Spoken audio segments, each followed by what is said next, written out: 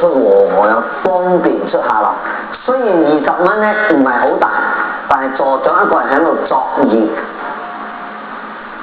所以我哋講應該需要救濟，你係我用智慧嚟睇，唔係講一講慈悲就得啦。如果個個咁樣講慈悲，而家就好多人用住我哋佛教徒個弱點啊，就係慈悲兩個字嘅。係自己以為想收科，其實咧錢係嘥咗啦。你想做咩？作業，你完全冇福報。呢啲唔係叫福報，呢啲叫作業。冇智慧嘅布施咧，係叫作業。講俾你聽喎，而家咧目前咧好多人都會放生喎，以為放生係慈悲喎，其實咧係助長咩？助長佢捉多啲嚟俾你放。係助長嘅殺生啊！放生咧係我有智慧。比如講，今日係初一15喎，好多人準備放生喎，就有人咧就去開始啦，捉啦，捉好多魚啊，捉好多象，乜嘢捉嚟咗？明明嗰個蛇喺度自由由得你捉翻嚟咗，捉翻俾師傅咁連馬打兩聲佢就放我。我話大家好開心喎。所以我睇得太多，呢啲事情咧，我碰到唔少。曾經一個養魚場嘅個老細咧，特登親自嚟揾我，我以為有咩大事咯，嚟揾我。而家咧，我聽講你哋呢度有放生，我講我哋呢度從來都唔放生啊，我佛堂係絕對冇放生嘅。我聽講你哋佛教咧，每個星期啦，一個月都舉辦幾次放生嘅法會。如果你需要魚嘅咧，我可以供養你，供應俾你咯。我講點解咧？又話1萬條幾多錢，我都唔用魚嘅，我計平啲俾你，你同我攞貨。我聽到我原來放生係呢啲供應俾你咗，所以我就知道咩意思啦。佢仲指明我，你放嚟呢度，我同你照顧，梗係放個兒童去照顧啦。下次又留又賣俾你哋啦，又再放啦。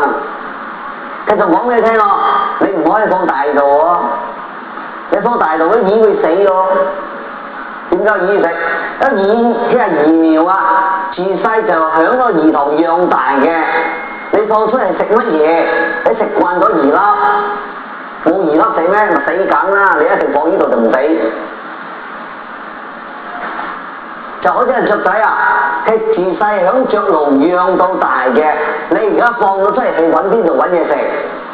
喺邊度揾嘢食？你等人餓死嘅啫。因為自細食慣咗魚粒，你邊度揾嘢俾你食？你諗下，我哋肯定唔使推測，好明顯俾你睇。係重生唔係放生，唔夠貨，你諗下點樣？剛才你呢班放咗，我就會留翻嚟，就賣俾下一批，幾好賺。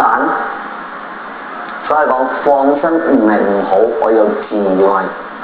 佛講嘅放生咧係真真正正見到呢個眾生生命受咗危險，呢段時間你救濟佢，就叫真係救人一命啊！勝造7級報道，呢個就叫福報啦。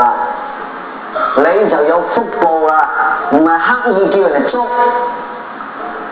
如果你講我今日放生咧100隻雀仔，漏夜氣嗰咧田巴捉噶啦，捉埋咧就等你哋啦，師傅啊，連大啲咁耍生啊龜衣啊咁啊就放。我曾經睇到咧好多佛教徒中意放生，如果我係嗰隻雀仔啊，我都同你講，你唔好練咁耐啦，快啲啦去放。攞隻雀仔，攞個紙袋咯，篤2、3隻窿，10幾隻雀仔屈響度。嗰個放生嘅居士坐喺嚟面度喎，面度坐喺電話連半個鐘頭焗都焗到你死㗎。你估個雀仔心情仲會聽你講阿彌陀佛啊？你講盡快放，我差唔多冇氣㗎啦，得個2、3個窿，係咁樣個紙袋裏邊，真係，你做個未練夠。如果就嗰隻我裝你窿麻包底裝住篤幾個窿你，我同你練啊！認咗我放生啦，係咪？我放你出嚟，你會點樣感想？我睇你都唔愛我咁，你話師傅愛放快啲啦，你唔好練咁耐啦，我又爽手啲，放我出嚟自由。